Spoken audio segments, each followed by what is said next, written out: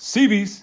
Hey guys, welcome to Jimmy's Garage. Today I'm going to show you how to do the rear brakes on a Jeep Grand Cherokee 2011 to 2021. First thing you'll do is jack your Jeep up until the wheel spins freely and make sure you have a jack stand underneath as a backup. And then you're going to pop the cap off of your brake fluid reservoir. Then you'll take your impact and pop those lug nuts off. You want to give your wheel a good nudge and it should come off. Next thing you're going to do is remove your caliper bolts.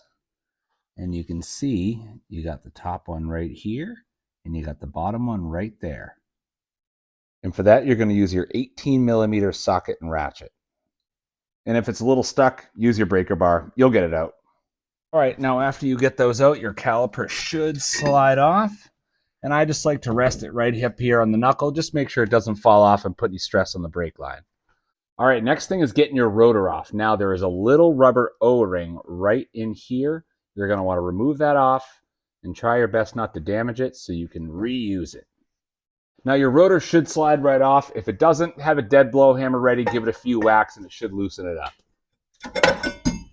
The next thing to focus on is your brake caliper. You're going to want to pull these old pads out. After your brake pads are popped out, you're going to want to compress your cylinder inside your caliper. I like to just use a simple C-clamp. You push the caliper in and that'll give you clearance to install your new brake pads. Then you can pop your old clip off and pop the new one in place. All right, now your new brake pads are installed. It may take a minute to get everything to fit in place, so just be patient, you'll get it.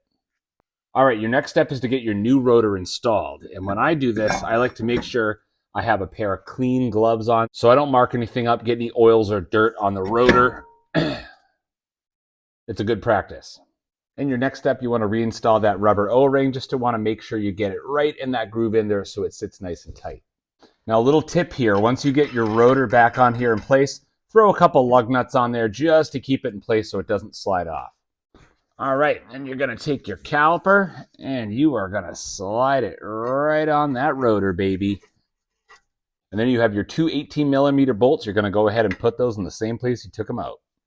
All right, once your caliper's on there nice and tight, you can take those lug nuts off. And it's time to pop that wheel back on.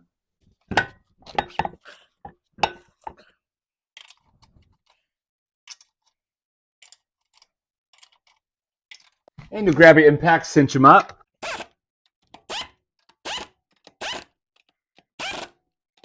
All right, after you cinched up your lug nuts, you can remove your jack stand and lower the vehicle down. And then you want to make sure they're properly torqued. These call for 110 pound-feet of torque, so set your torque wrench to 110. Make sure they're nice and tight.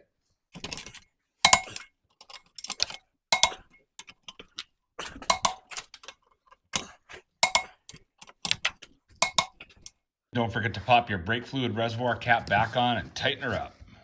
Well, that's a simple pads and rotors brake job on a 2011 to a 2021 Jeep Grand Cherokee. I hope this is helpful. Thank you guys for watching.